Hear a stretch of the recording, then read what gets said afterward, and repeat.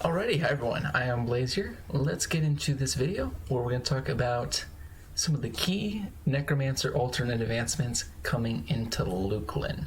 So let's get a quick overview. Going to talk about companions, discipline, regen, clarity, all that. So let's get started, shall we? Let's bring up the window right here with V.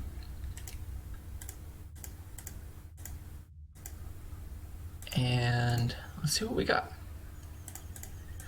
So some of the critical A's for Necromancers, it's obviously going to be survivability, which is going to be stuff such as natural durability, which boosts their stamina, which that's actually also really good for them in terms of their health pool, because it's kind of a balance between intelligence and stamina for Necromancers.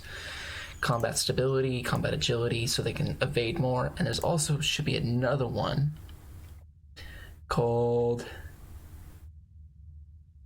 innate durability or something to that effect, or whatever. Now let's take a look at some other ones. I think are really of course innate metabolism, so you use less food, but let me see if I can find, this is a big one, innate regeneration. This increases your hit point regeneration, which is really useful because your lich line constantly saps your health. So if you don't have, say, like a fungi staff or some other things, this can really help you out so you don't die from the health drain per se, and this doesn't slow you down like the fungi staff does. And that might be a reason as well to get innate run speed as a necromancer, but I think I'm also going to be getting a mount, and that should definitely help it out. See, anything else that's really big here? Innate spell resistance maybe, but innate eminence. I think this is probably last here, though. Okay, let's look into Archetype. This looks nice. Spell casting mastery reduces the mana cost of all spells by 2%. That looks great. Mastery of the past, just reducing the fizzle chance. No.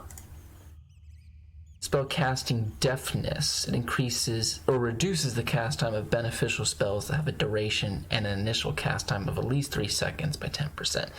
That might be useful for some of the buffs, but a lot of the dots aren't that ridiculously long. Really what takes forever is the clickies. Like the Morturnum cap takes 10 seconds, the Epic takes 9. Those are really, the shield, the life tap shield takes 13.5. That's just ridiculous. And really the biggest thing I use is the real Necro Epic, being the Demi-Lich Skull cap, the Morturnum cap. Yeah, this is the real Necro Epic, the free life tap. If it could reduce the casting time on that, it would be ridiculous, but they won't.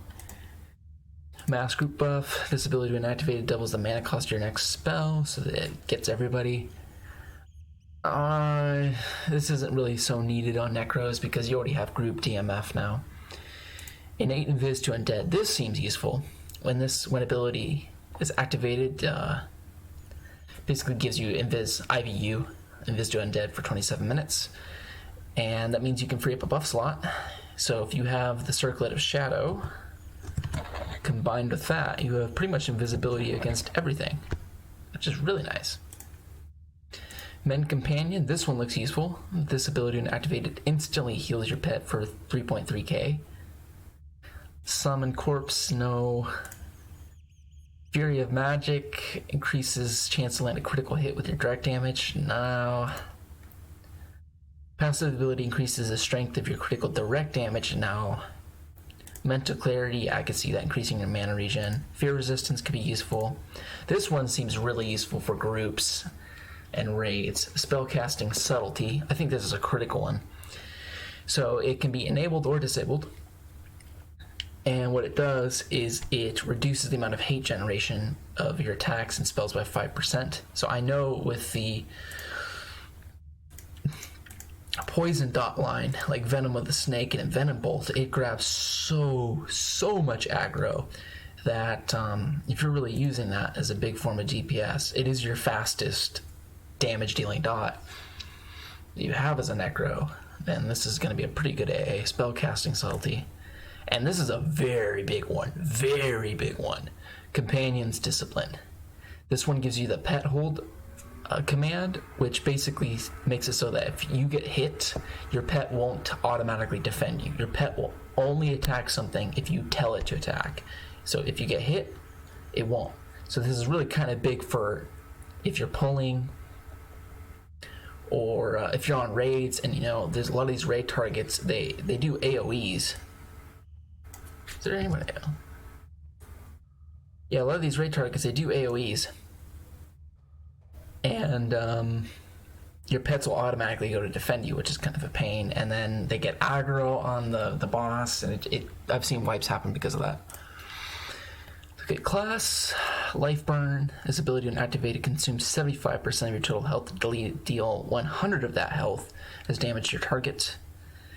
And it triggers Life Burn recourse and deal 250 damage every 6 seconds for 36 seconds, and it also heals you for a portion. Life Burn recourse 1. So that would be like a 2.7k damage nuke. That would be kind of cool. Pretty pricey though. Dead Mesmerization.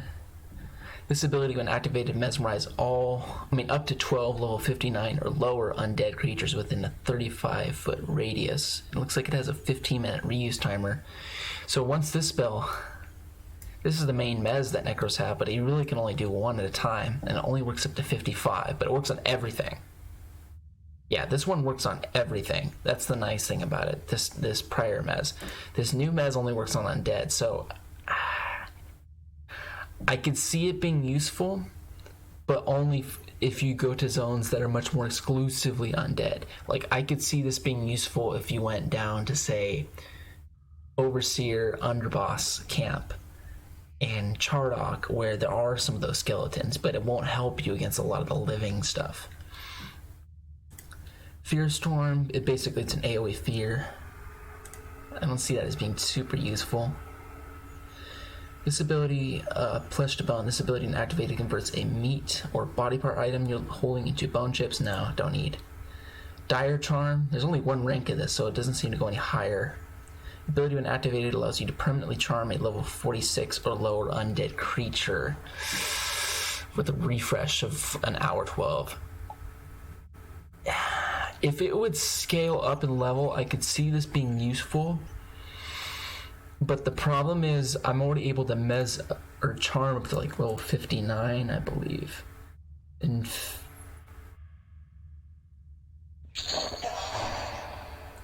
let me take a look. Because what do we got here? Yeah, Enslaved Death, I think it works up to 55.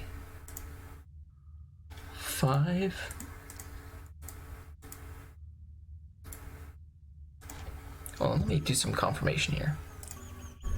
Okay, so I got some confirmation here. So, Enslave of Death, the spell that you get level 60, lets you charm up to 55, but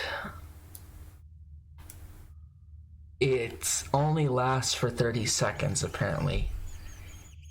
And it takes forever for it to... Yeah, this is... Okay, I think I see the purpose of this. So Enslaved Death, it also takes forever for it to load, but it's super hard to resist. So it might be good for getting a really high-level undead mob that's crazy hard to cast it on. But your go-to charm is Throw All Bones. This works up to 53, level 53, and lasts for 19 minutes. And in my experience, it breaks a lot. It definitely does break a lot.